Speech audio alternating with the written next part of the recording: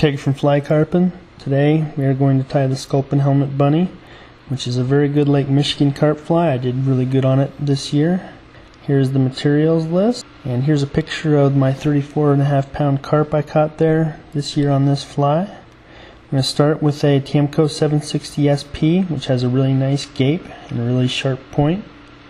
We're going to use some black barred rabbit strips for the tail and body.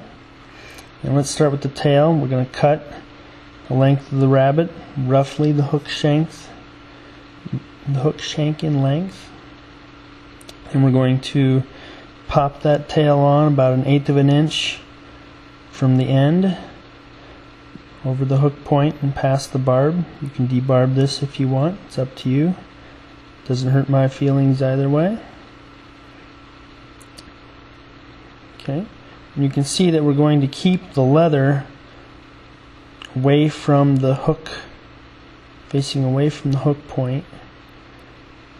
In other words, the fur is going to be up when this rides hook point up.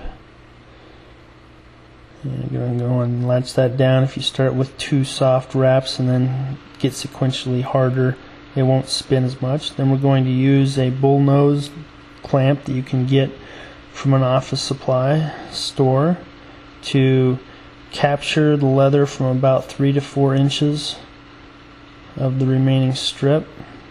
I'm going to use this to make a dubbing loop body. Go ahead and cut off the leather. The leather will soak up a lot of water and really hit the water hard. This is already a heavy fly, a really heavy fly. You don't need to add any more weight that isn't really beneficial and doesn't help the fly get down. So we're going to ditch this leather. Right, now we're going to make a dubbing loop about 8 inches long.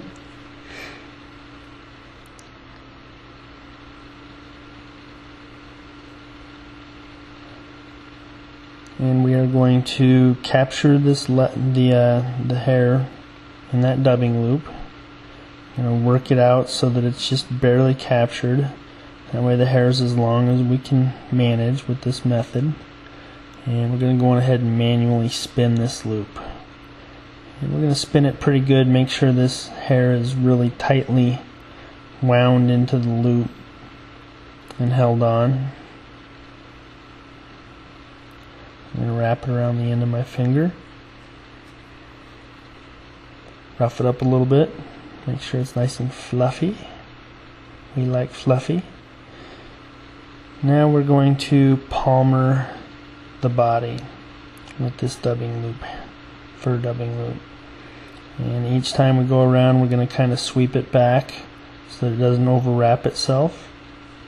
And eventually here I'm just going to go into fast forward because palmering is not terribly fun to watch.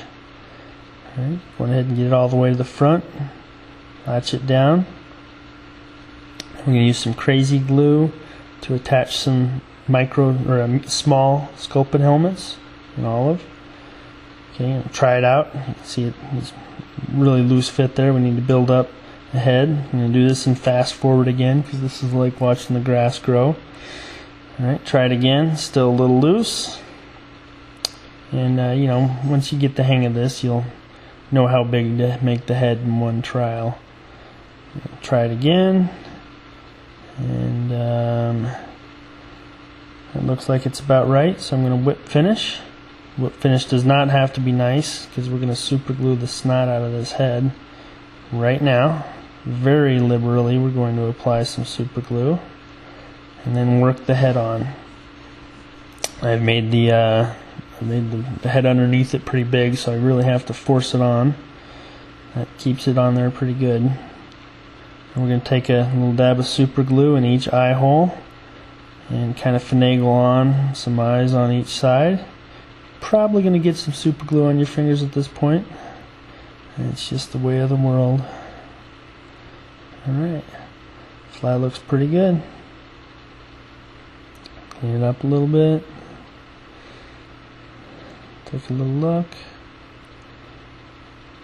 And here's the finished product, which should be about 1 3/4 to 2 inches long.